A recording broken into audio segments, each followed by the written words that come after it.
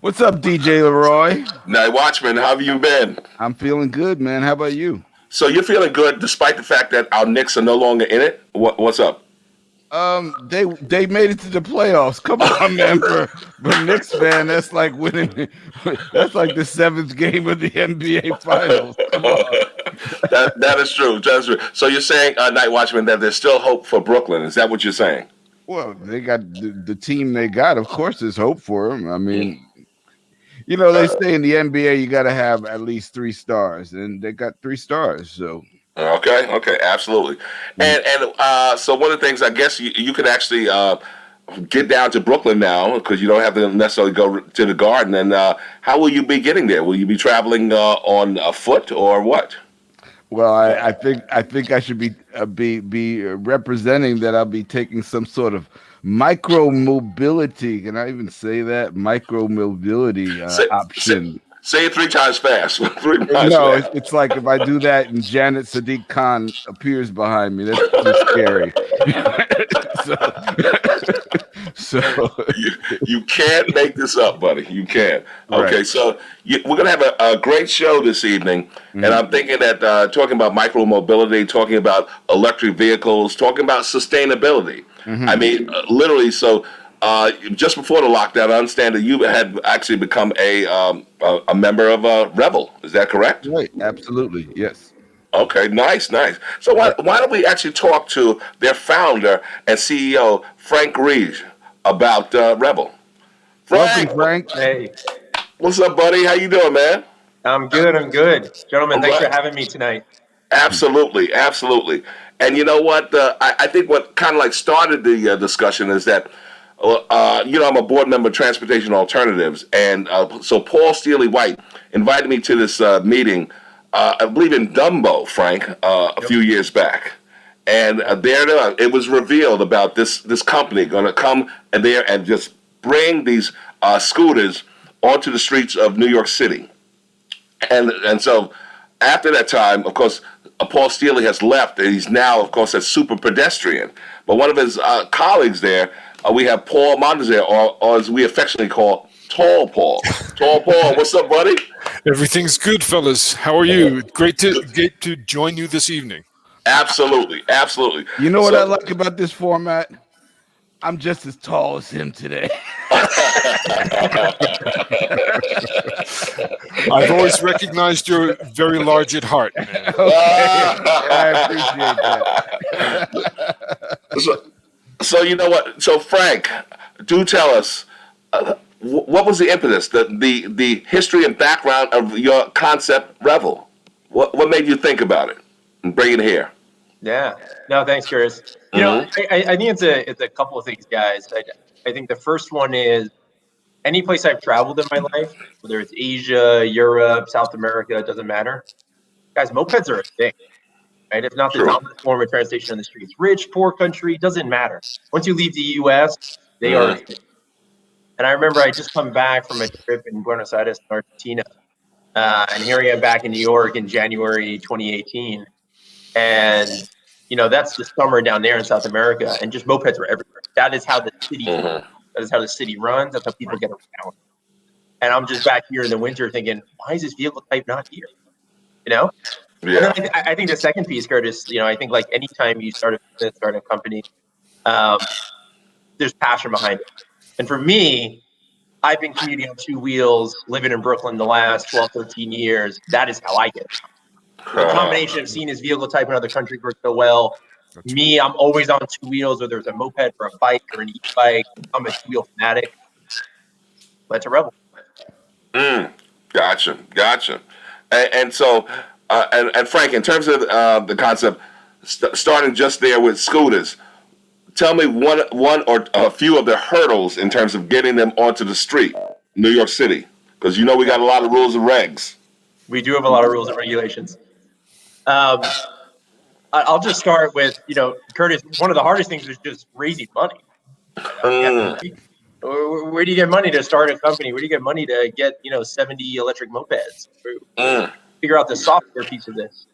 So I think even outside of rules and regulations, it's just starting a business in this city, getting the capital to do it.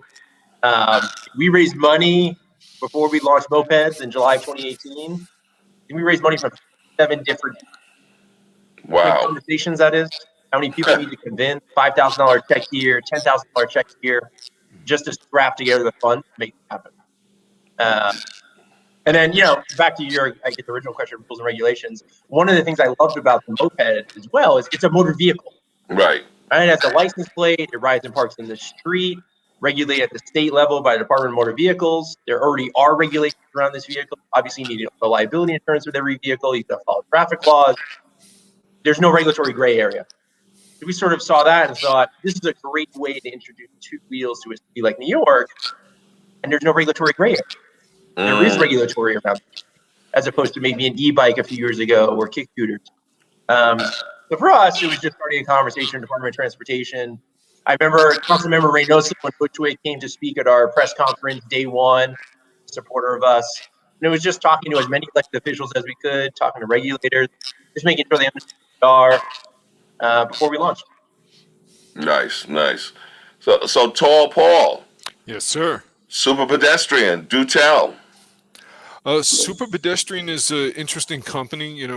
The company was founded out of MIT's Sensible Cities Lab back in 2018. Their first product was the Copenhagen wheel, which effectively allows a bicycle to be converted into an e-bike.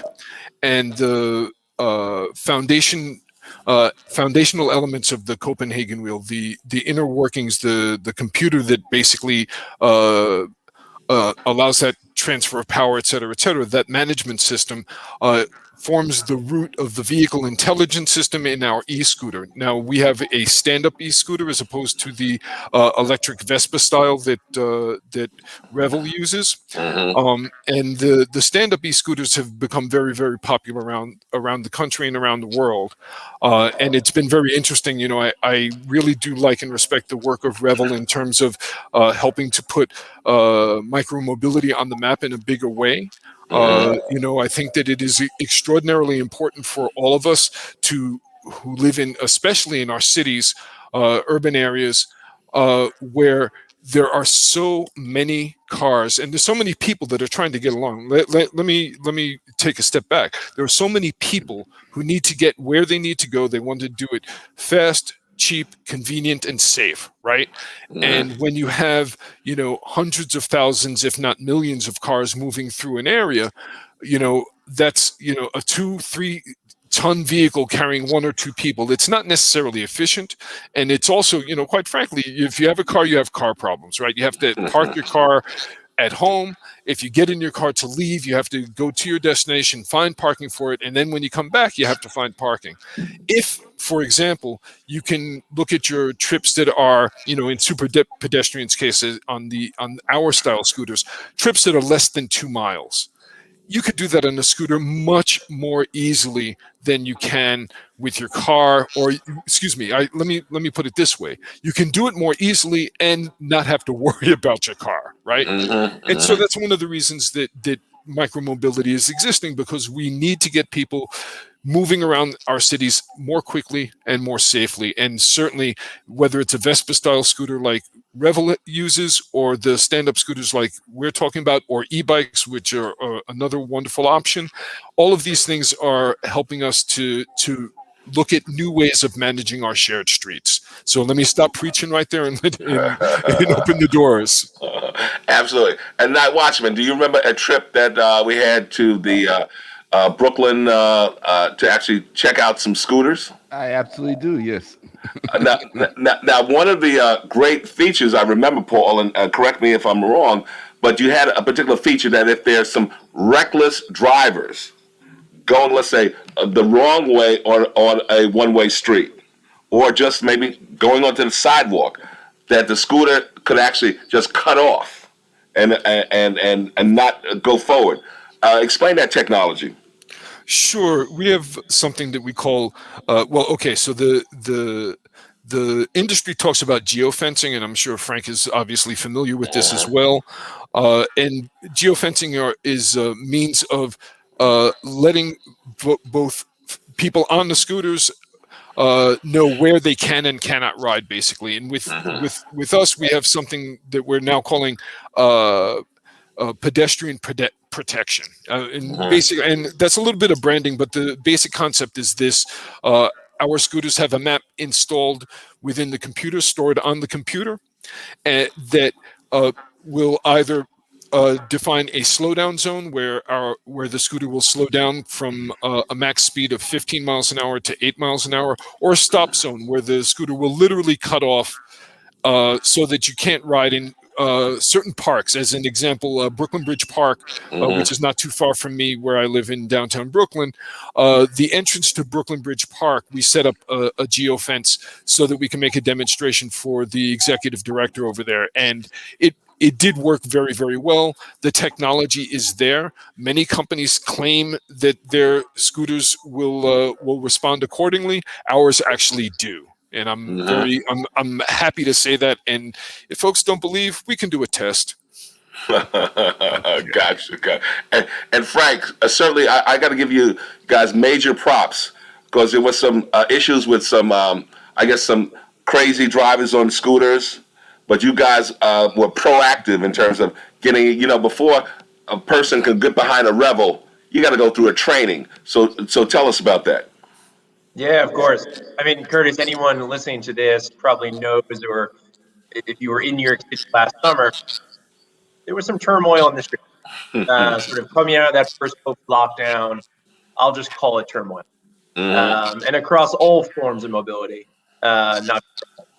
But what we saw coming out of that first COVID lockdown is, a real hesitation to wear helmets. I think people didn't quite understand the virus yet, and how is this transmitted, and just helmet use, exponentially decreased. Yeah. The other piece was that turmoil. I don't know what happened in people's heads, but they decided, rider behavior was something we had never seen the 2 years prior. People doing things that I don't know what was going on. So, as the CEO of the company, you see this going on, and you have to take accountability. You have to do something. You have to change. So no matter what the reasons are, it doesn't matter. You have to take accountability. So that's exactly what we did. So we temporarily suspended service for about a month last summer, basically the entire month of August. I got my team together. We threw everything on the table. How do we make sure people wear helmets? And how do we change rider behavior? Because talking points don't matter. You need to actually change the behavior that people are seeing in the streets, or else we are not going to be. So with that, every single time you ride now, we relaunched August 28th after that month-long shutdown. Every single time you ride now, you have to take a helmet selfie. Every single helmet selfie is viewed. Nice. I hate to say this, but we permanently suspended thousands of people who, for whatever reason, didn't take that real seriously. Wow. Okay. Those are paying customers, and will never ride Revel again because, more than once, they just took a picture without a helmet on. I don't understand. Slow learners sometimes in New York City. And then the other piece is, before you were able to ride again, any new rider, you have to go through a 40-question safety meeting. It's about 15, 20 minutes long. Just walks you through, what is this vehicle?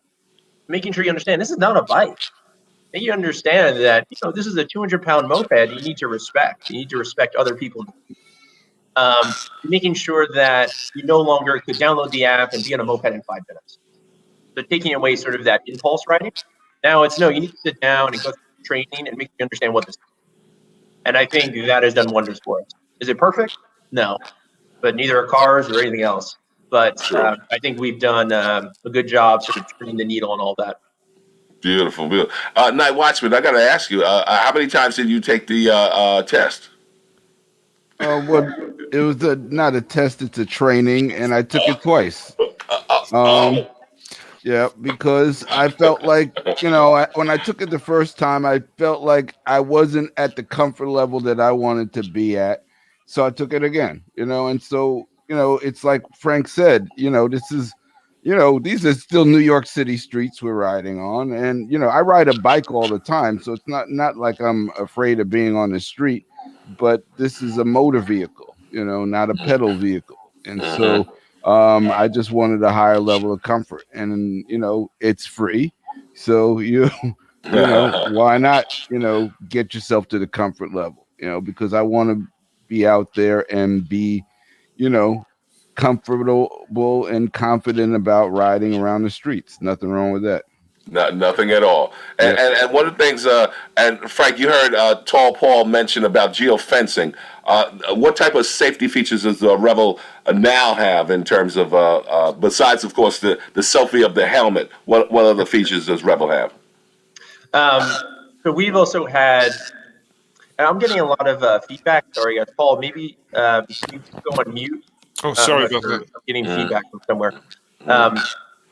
So just answering your, Paul, Curtis, we've always had our own geofencing technology. It's a little bit different in terms of what the kick scooter folks are doing, like, Superpedestrian. We will never shut off your vehicle, right? Or slow your vehicle down. This is a motor vehicle. That is something I would never do, right? You're going 25, 30 miles an hour. If for some reason the GPS pinged wrong and we think you're in a place you shouldn't be and we're now slowing your vehicle down or shutting it off, no. That's never going to happen. What we do though, is we've geofenced areas you can't be in. So Central Park, Riverside Park, Prospect Park, every park in this city. And it's all automated.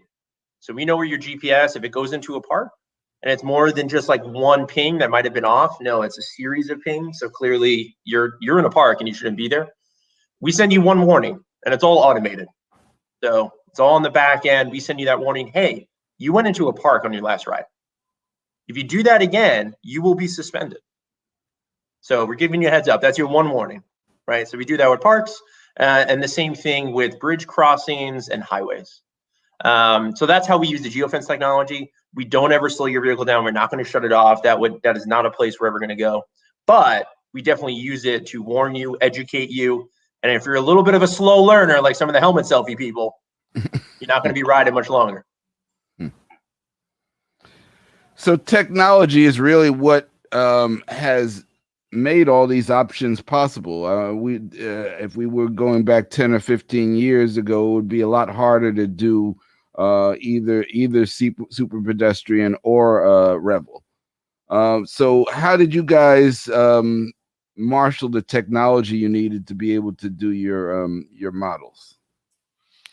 If I could jump in there for a second, I think that the approach of many of the companies in micromobility, in the scooter world, in the stand-up scooter world, many of those companies are based out in California, and they have kind of the Silicon Valley and venture capital ethos behind them. And this is, not disrespecting companies like Lime, who I used to work for, but there's a different mindset coming out of Superpedestrian in terms of their approach to technology and their approach to the issues of micromobility. These are engineers that are MIT trained, and they came out of, again, the Sensible Cities Lab. And so when they were looking to design our scooter, the Link scooter, they were very, very mindful of making it durable, making it efficient, and making it safe. The shucks, even the company's name is Superpedestrian. It's like pedestrian? No, Superpedestrian. We're trying to empower people to get around, more quickly, et cetera, et cetera. The bottom line is that the company does not view technology as the be-all, end-all. We view technology as the tool to help people to get around quicker, safer, and more efficiently. And I think that it's wonderful when there are companies like Revel who really, Frank, the work that Frank and his team have done has been remarkable, because they saw a need. They sought to address the need. They weren't trying to make a big splash as some companies try to do. They were like, let's get this right. Let's get it right in a small, and then scale up and do this the proper way. And I really have tremendous respect. And I think that, again, leveraging technology to suit the needs of your specific product makes sense. When Frank says that they're not going to slow down their vehicles in the same way that we do, that makes perfect sense, because you don't want someone that is driving at 30 miles an hour to suddenly have the engine cut off. That could be really dangerous, right? Whereas for us, we purposefully cap our vehicles at 15 miles an hour, because we know that the idea for these scooters is, for a different type of transportation. If you need to go 30 miles an hour, there are options for you. For us, this is really like a little bit more localized. So, for example, Bob, you were mentioning before that you're using your scooter, and I suspect that many of your rides are going to be between 2 and 5 miles as opposed to the under twos that we focus on. And I think that that's great because that gives, again, it's giving options for people so that they can get where they need to, when they need to, and we're leveraging technology to do it. I think this is exactly what technology is supposed to be for. So, Frank, how did you develop your technology? So, that kind of goes back to one of the first questions in terms of starting Revel, getting off the ground. And to just get this startup off the ground, we took software and technology that was off the shelf. So there's all sorts of third-party mobility software providers you can work with. We ended up using one in Europe, and we used them through early 2020. And along the way, we ended up building our own engineering team, our own product team, our own data science team as we grew. And now everything is in-house as of last spring, so over a year ago now. So fleet management, battery swapping, the consumer side of the app that you, Bob, see when you're taking your safety training, all of that is now in-house. That's how we were able to make such quick changes to our technology product this past summer, right? If you don't have that software, if it's not yours, it's not your technology stack, good luck making changes as quickly as we did. That's right. So that was key for us. So, did you have a tech background going into this, or what were you doing, or what was your focus before you decided to start Revel? Bob, thank God there's not one line of code for me in our software. Or else forget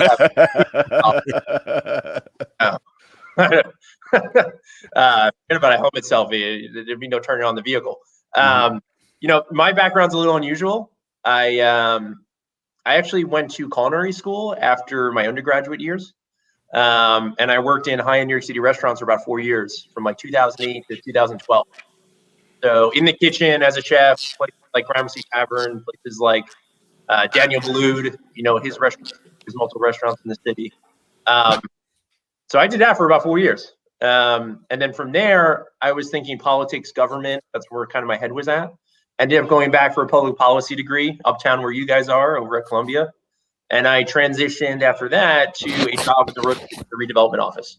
That was like 2014 timeframe. And that was a front row seat to the site had just been constructed. The World Trade Center was being constructed for the last decade. And then in 2014, you actually started getting tenants. The museum was going live. This is actually a place people are going. And just a front row seat to how regulatory bodies, politics, real estate, private business, how that sausage is made in New York City. It was a front row seat to that, to maybe the most complicated real estate project in the world, I'd argue. So I think that was a really good education from day one when we launched Revel in 2018 of just how do you deal with a very complicated city with a lot of interests across regulatory, political, private business, and just how do you make that work? So that's a bit of my background. So is Revel is obviously born in New York, as are you. Do you have plans for scaling to other cities?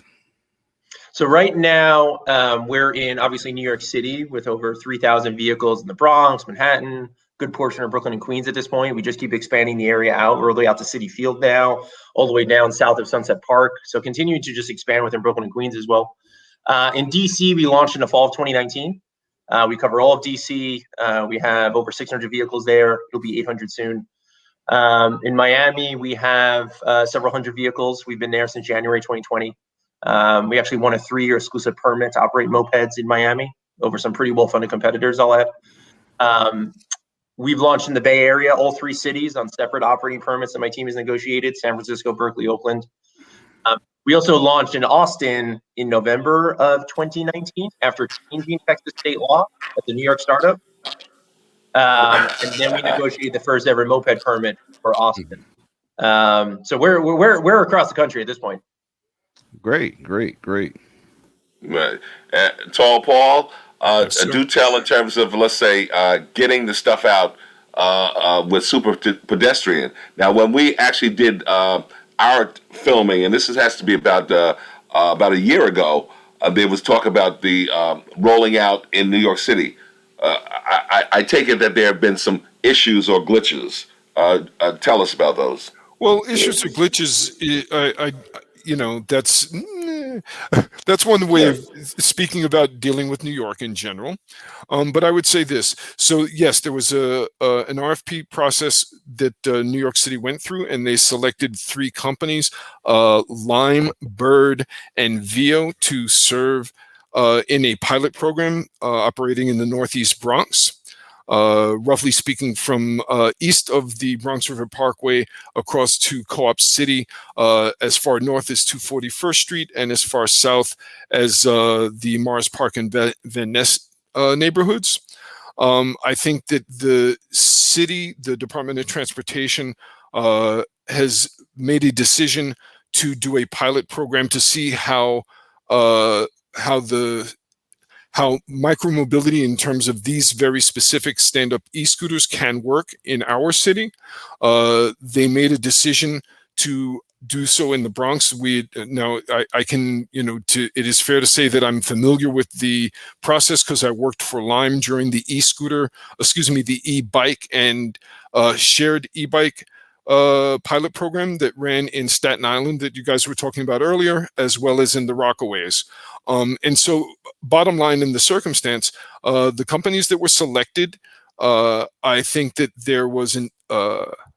I think that the process was interesting, quite frankly. I think that from my perspective, the Superpedestrian e-scooter is better than anybody else's on the market, and I would put our actual performance on the street up against anyone's.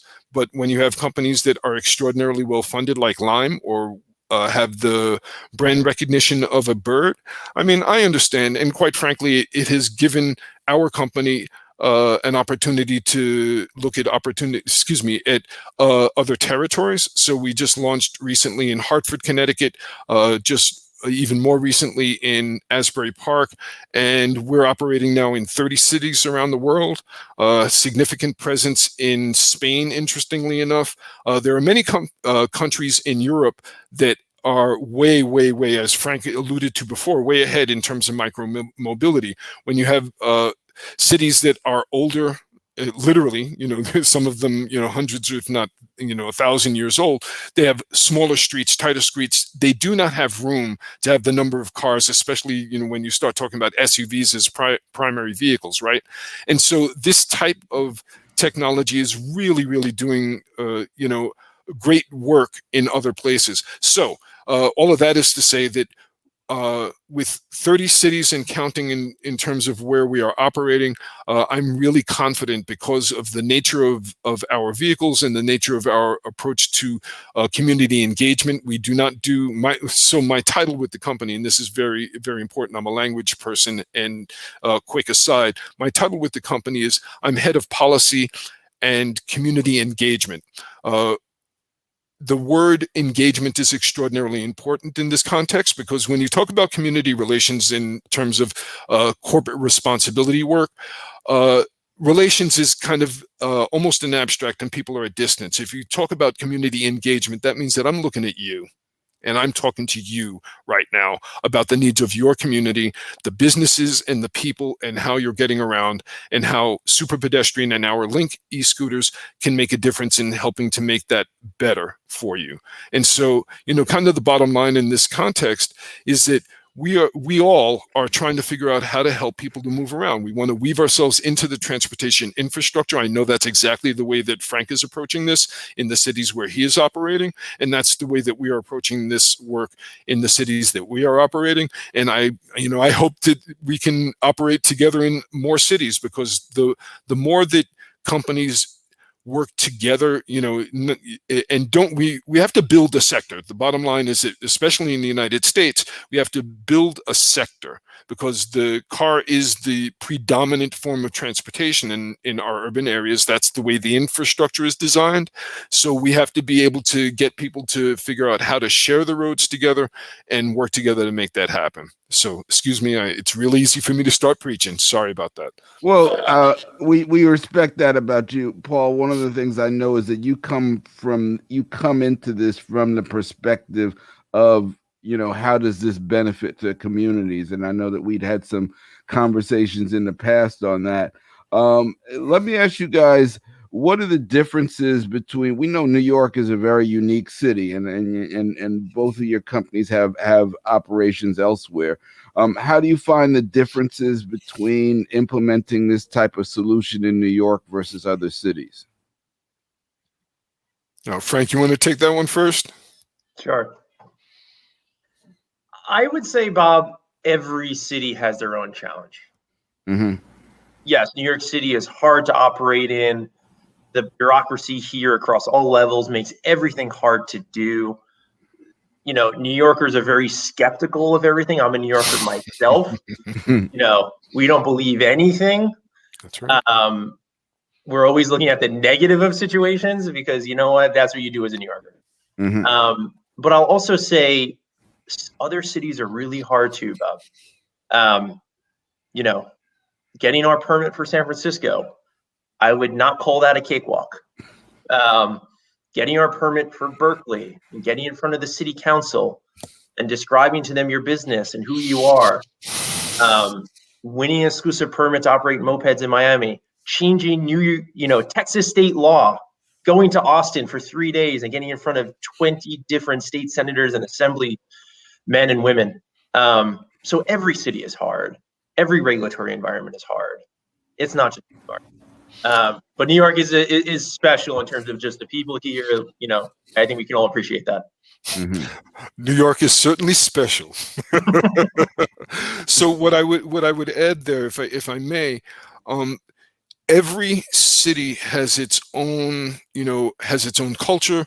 It has its own internal management structures on the municipal level, on the state level, and how they all interact. Is fascinating and frustrating at the same time.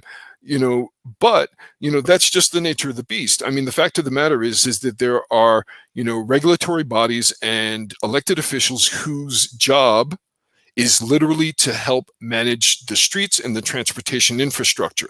And so, there were companies like Bird when they first launched that said, hey, we've got this great technology and we're going to drop it in your city and you're going to like it or not, but you're going to deal with us that way. That really put the micromobility sector in the target. It put a huge target on the sector's back, and quite frankly, I vehemently disagree with that approach to business, because what you're doing then is that you're dropping your product on the street and telling people that they're going to like it, and that doesn't generally work very well in New York. And it doesn't work in a lot of places. The other element is that a lot of those companies, and I will, let them remain nameless, but they make a lot of promises that they do not fulfill. And then, oftentimes they will bail on a market because it wasn't profitable for them. And that leaves the city with a bad taste in their mouths. That leaves the people with a bad taste in their mouths. And everybody knows that if it's reported on the news, it's not good news. Nobody talks about, hey, I had a great day on a Revel scooter today, right? Nobody's talking about that. It's when there's a problem. It's like, oh, something bad happened with one of those Lime scooters, or something bad happened with one of those Birds, or did you see the scooter graveyard or the bike graveyard pictures, right? So that's the stuff that makes the news, and that's not really helping us. So again, kind of the bottom line is that I'm looking at trying to figure out ways that we can all benefit by working together to work on our shared streets and our transportation infrastructure. And again, I'm sorry for preaching, man. I feel very seriously and passionate about this. Paul, that is your job to preach. You know this already. So one of the things I was also thinking, and I'm not causing any controversy here, I just want to know. So certainly we know you have the stand-up scooter. Any thought that of modifying vehicle to offer a sit-down version, to offer a bike? Oh, absolutely. Yeah, as a matter of fact, and I'm sure Frank is well aware that, there's the competition is fierce in the sector.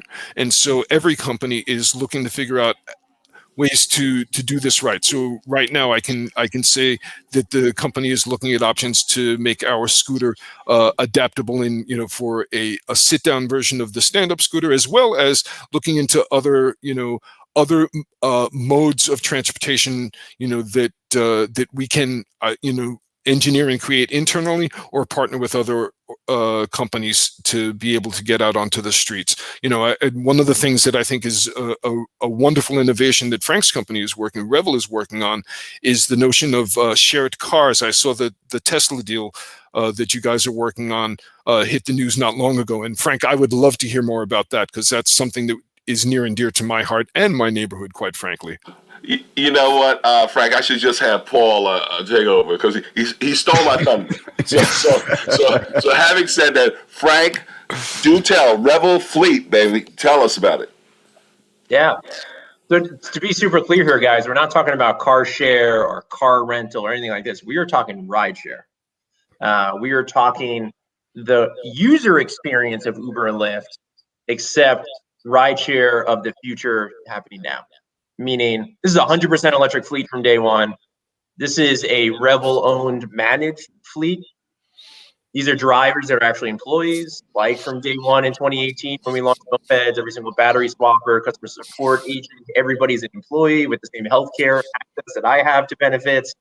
You actually have time off. So every single driver is an employee. I don't know how to stress that enough. We're hiring them right now, and they still don't understand because they've been just treated so badly for so many years.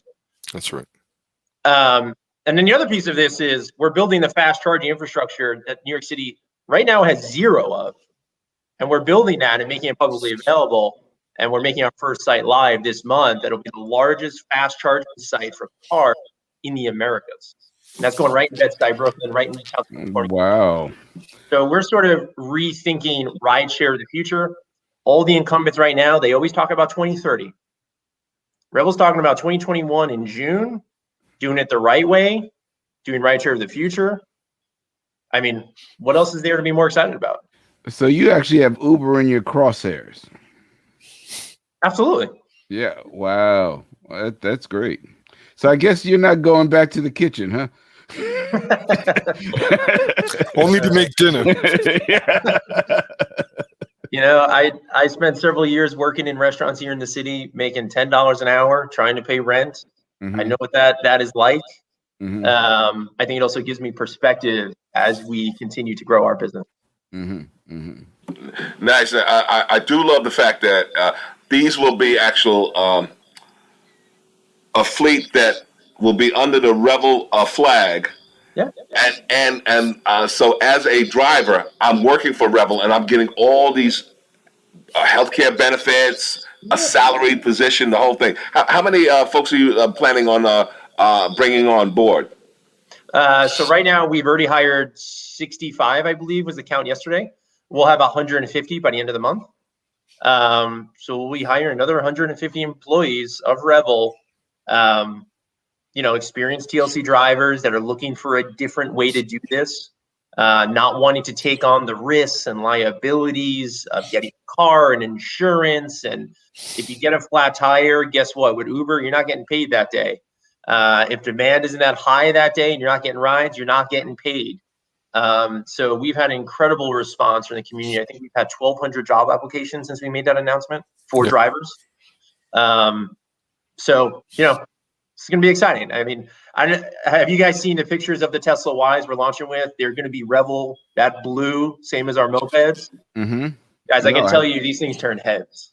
We've been doing some marketing shoots in downtown Manhattan before our launch. Mm-hmm. And, it's like, it's like I don't know, some famous musician is walking down the street and people are like, turning their heads, and, that's what it's like with this car going down the streets. It's pretty cool. Okay, I got to bring up your website because I'm looking at a picture of it right now. Let's see if we can pull this up on screen. Hold on. And I can tell you, as a car nut, that makes me very, very happy. There, Frank. I can tell you, I used to ride by, or still ride by the Tesla place in Red Hook, and literally saw the first Model 3 that was delivered to New York area. The day that it was making its debut for their investors, I took pictures of it, and boy, did I get in trouble. And oh, that looks great! Look at there. Yeah. All Oh, right. sweet. Okay. And the Model so Y. Yeah, these are going to be Model Ys. Yes. It's exciting. That rendering you saw, that's our Bed-Stuy location. That'll go live later this month to the public. 25 fast chargers. To give you guys an example here, if you own a Tesla, a Nissan Leaf, any sort of electric car right now, in terms of public access, in all of Brooklyn and Queens, there are 2 publicly available plugs. 2. Right? We're putting 25 in one location, and we got a lot more behind that. So we're trying to solve this chicken or the egg problem that is the electric vehicle sector, which is there's no fast charging infrastructure because there's no EVs. There's no EVs because there's no fast charging infrastructure. So why would you buy an EV? And the way you solve that is you bring demand and supply at the same time. So our rideshare fleet is going to be charging at our fast charging site. And if you think about it, rideshare charges at night, guys, right? I don't need all my cars on the road at 1, 2, 3 a.m. I need them on the road at 3 p.m. So we'll be basically charging our fleet at, there it is right there. We'll be charging there overnight. And then when does the public mostly charge your vehicles? During the day, the morning, the evening.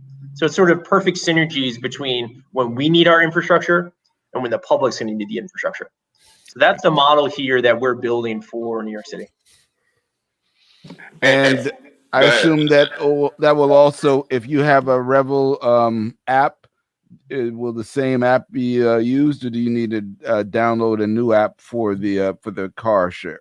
Right. Everything is right in the same app. So we have mopeds, e-bikes, and our rideshare program that's launching shortly. It'll all be in the same app. For the chargers themselves, eventually that will be in the app. But the technology is also being built, so it's plug and pay. Meaning you own an electric vehicle, the technology is there now where your credit card is sort of tied to that vehicle. Your vehicle is essentially a computer. That's right. Brings up to our charger, you plug it in. We know it's Curtis Archer. We got your credit card already. You don't have to do anything. You just plug it in, right? So that's the future. It's happening literally next month. This month. No, we're in June now. It's happening this month. And are you launching that in the other cities as well? We're taking the same approach as with mopeds, where in mopeds we started with 68 vehicles, then we went to 1,000, and we brought in the geographic area, then we went to DC, Miami. So we're going to take the same approach with rideshare. We're starting at 50 vehicles. We're looking forward to expanding both the geographic area we cover, just like on the moped side of the business that we did, increase the fleet size, and then yes, definitely bring it to San Francisco, bring it to other cities. We'd love to. Explain a quick charging station in terms of time. How long until for a full charge? Let's say the car and also the scooter. Yep. So I would say a full charge is 20 to 30 minutes. Wow. So as opposed to maybe like a level 2 charger at like a Whole Foods sometimes that you'll see, that's like 6 to 8 hours. Good luck there. You're going to be shopping for a while. So this is true fast charging, 20 to 30 minutes. We are future proofing the sites as well, because not to get too technical here, but cars actually, the models being produced right now, like say you buy a new Nissan Leaf right now, you actually can't really take the fastest charging equipment that's available right now. The car can't handle it. Doesn't have the technology. So as cars continue to improve their technology to meet even faster charging, we are future-proofing our site to put even faster chargers in, let's say 18 months from now, 36 months from now. So as the car industry catches up to the charging industry, we'll be able to simply just swap in different chargers. But the site is ready to go for the future. So we can bring 20, 30 minutes down to 10, 20, 10, right? That's where this is all going, and we're all heading there. I did mention about a restaurateur who's a proud Tesla owner looking to actually set up a charging facility in front of his restaurant. He has 2 in Harlem. The possibility of doing something like that, what would it be like in terms of who do you need to engage that to maybe make it so? So every site that we're looking at for publicly available fast charging, including our first one at Bed-Stuy, it's private land, right? This is land that we've leased. Yep. It's ours, right? When you start talking about sidewalk charging, got to go to the DOT. That is their world. It's a very different process. We are definitely talking to DOT, and they're excited to talk to us because obviously they want to put chargers on the sidewalk, make them publicly available. It is a challenge though, Curtis. This goes back to just think about the bureaucracy involved in that, from Department of Buildings, Con Ed, DOT, RFPs. There's a lot to figure that out. Whereas a company like us, we can lease from a landlord. It's our space. We contract power that's at that space, and we're able to build 25 fast chargers. We got this done in 6 months. So there's a lot of power to us being able to just bring this supply and demand all at the same time and build publicly available fast charging for the city, because it currently just doesn't exist at all. There's just nothing. How do you find your interactions with the DOT these days? As we've changed a lot of this micromobility stuff started in the Bloomberg administration, which was, I think, very pro transportation alternatives. How has the de Blasio administration been in terms of interacting with them? Without ruffling any feathers, yes. I would say from 2018 through now, my entire team has developed a really close relationship with the people that actually do the work at the DOT. Mm-hmm. And that's important. Mm-hmm. And I think there's mutual respect on both sides. Mm-hmm. And I think that respect only increased with what we all went through in 2020, with the way we handled ourselves, the communication, the sincere efforts to change a problem we all saw. And I think we're sitting here today, June 2021, and I would say our relationship with New York City DOT is the best it's ever been. Mayor's office, I'll just leave it at that. Well, it's changing. So, soon. Whatever it is, it's going to be different next year. So, Yeah, and Paul, you'll be ready for that change? Listen, I'm a New Yorker, so yeah, of course. I think that in terms of the micromobility sector and transportation more broadly in our city, we are, we're living in very challenging times. People have been cooped up for a year. It was very, very clear, during the early parts of the pandemic that rider and driver behavior became a little bit more agitated and erratic. I think that pattern has held over the course of time. People are simply, people are stir crazy. And there's a great deal of friction on our streets. That's factual. I'm not trying to be a naysayer or doomsday. I'm just like, hey, folks, there's a lot of tension in the air. There's also the addition of not just, the Vespa style scooters of Revel or the stand-up scooters that are coming, but there's a lot of these micro-mobility tools that are now in the market. There's, boosted skateboards. There are in private hands, there are the boosted skateboards. There's those one-wheel things, whatever they are. There are various e-scooters that range from the very, very relatively frail and almost toy-like things that'll do about 10 or 15 miles an hour, to some that are capable of doing like 30 to 40 to 50 miles an hour, which I think is a little crazy as a stand-up scooter person, but okay. But more to the point is that we all are going to have to work together. Whether it's the private sector, folks like Superpedestrian and Revel, the DOTs, community-based organizations, whether it's advocates like Transportation Alternatives, but everybody's got to figure out how we are going to share our streets more effectively, efficiently, and more safely, because the challenges are not going to go away. And I really do believe that companies like Revel and Superpedestrian are part of the solution. And I'm looking forward to help making that happen here in the city.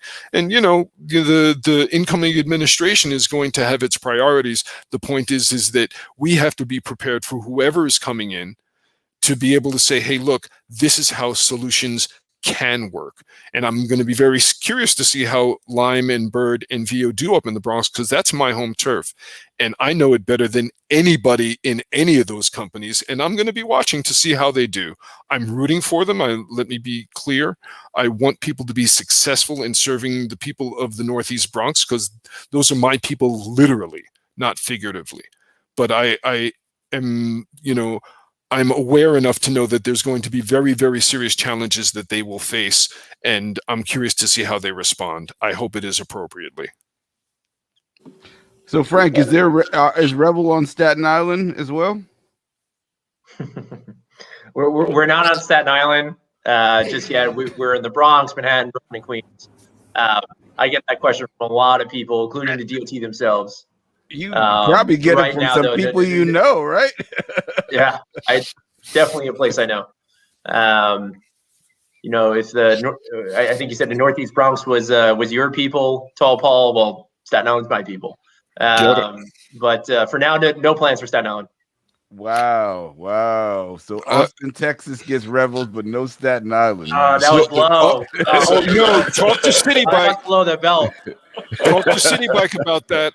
If you want to give somebody the business about Staten Island, talk to City Bike, because I was working in Staten Island when I was working for Lime, and Jersey City got City Bike, Hoboken's got City Bike, Staten Island does not. And so with all of the investment that New York City has made in City Bike, and Lyft is the company behind them, well, why are they not in Staten Island? Don't ask Revel and don't ask Superpedestrian. We would love to be able to serve there, but I'm like, City Bike, hey, where are you guys? Yeah, I said it out loud. Okay. All right. We got a little bit of tension in the micromobility world. We might there's no tension there. No, this is me being very, very honest. I live in the, my folks are in the Northeast Bronx, and there's no City Bike there. Mm-hmm. And City Bike has a model, and I respect the model. I've got 8,450 miles on City Bike. Love the product, but their expansion plans have not touched many areas of the city that are desperate for transportation alternative models, right? And as a matter of fact, I would posit that Frank was able to be as successful as he was because City Bike wasn't serving some of the communities that Revel was very happy to serve. Am I right, Frank? We got to the Bronx before City Bike. I'll just put it that way. Thank you very much. Here's the question now. Is there any micro-mobility solution that is servicing Staten Island? Or are they just the forgotten borough? What's up? There was supposed to be a bike program that Beryl, a company from London, was going to launch after Lime left. But due to, they say due to the pandemic, I say that they really weren't prepared to serve the people of Staten Island yet because they did not have an e-bike option in Staten Island, especially the North Shore, where the micromobility could really take root, is very hilly. I don't think that they were ready for the New York market, and so right now the city, as far as I know, is still looking for a provider to operate there. I just don't know any more than that. And Frank, what's your the fleet, the Revel fleet? Will your numbers or prices be comparable to Uber or Lyft? Absolutely. So our rideshare is not a luxury rideshare. It's simply a free upgrade, Curtis. You're getting to an electric vehicle. You actually can feel good that the driver is an employee and not treated as disposable like Uber and Lyft do. You're also getting into a car that it's our car, so we've made real changes to the in-car experience. The front seat is out of it. So when you get into the car, Paul, you're gonna love this. You got all the leg room you want, right? Especially in those Model Ys, man. Music. I'm ready. I already signed up, quite frankly. The scooters are not for me because I'm a bike guy, but that car now you're talking that's me, baby. All right, there we go. So yeah, think of it as a free upgrade, Curtis. This is not a premium service. Gotcha. I did notice that, of course, in terms of the charging station right there where you live in Bed-Stuy, I guess we're thinking forward that there may be some other stations in other parts of the city? Absolutely. Can't say anything just yet, but just know that there will be more charging stations at scale in hopefully every borough soon. But more to come on that. Beautiful. So you guys still have your two-wheel regular bikes? You still get out on and pedal? I go to the office every day. I make a decision. I get up in the morning. It isn't a lazy morning, or is this a bike morning? If it's a lazy morning, I hop on a Revel. I'm there in the office in 20 minutes. If it's hey, maybe I should get my heart pumping a little bit, I take my bike. So that's how I get around this city. Those are my two options. Mm-hmm. And Nice. I'm a bike guy, man. I'm on my bike just about every day. I take my morning meditation ride so I can get the blood flowing and be able to make a little bit of sense. I hope at 9 o'clock in the morning or at 9 o'clock in the evening, right? It just makes my day better to be able to ride my bike. And how about you, DJ LeRoy? Night Watchman, you know me already. As a matter of fact, today is Friday. I'll say it here and now that I was supposed to be getting together with, of course, Julian, my son, to cycle. I will not cancel on him. Okay, I promise you guys. Oh yeah, We've where got you witnesses riding? now. Where are you Yeah, riding? exactly. Where are you riding? I think I might do a couple of loops around Central. Mm-hmm. Okay. Would you like to join me, Night Watchman, or what? I'll talk to you offline. I might do that if we can make this. If we can make the schedules match up. I got a few things I got to do today, but my bike is ready. I'm out there every day, so Sounds like a plan to me. And how we doing, Night Watchman? It's time to wrap this thing up. This has been a really good conversation. So we'll give both you guys a chance if you have any last words you'd like to share.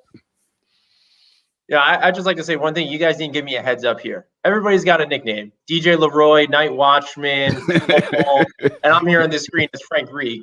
Okay. I don't know what you guys are trying to tell me. Frank, you're coming back. You know this already. So before you come again, you'll have your nickname, okay? All right. I feel better. And if folks want to take advantage of the product, do tell. How can they do that? Download the app. We offer less than 7 days a week for those that want to try out the moped but maybe never ridden one before. And our rideshare program is launching in next month here. So just stay tuned. Download the app. Hop on our wait list. We got a wait list already of, I think, 50,000 people on the rideshare program.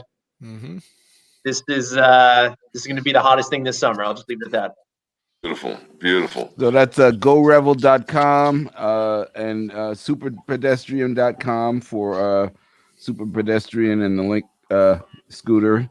And tall Steely White, who was supposed to join us this morning. So whenever we get together for a physical get together, he has to buy the drinks. Oh yeah, without question. Absolutely. So, Night Watchman, take us home, buddy. Well, this has been Soul Lounge Primetime on WHCR 90.3 FM, the voice of Harlem. You can also hear us on our YouTube channel. Please like and subscribe and follow us. Share this information with all your friends. Micromobility is a good thing. You want to get around this city in a safe, pleasant, fun, and carbon footprint friendly manner. How's that? Bravo. All right. Well said. Thanks, Gentlemen, thank you guys. Thank All you. right. Thanks for the opportunity. Take care.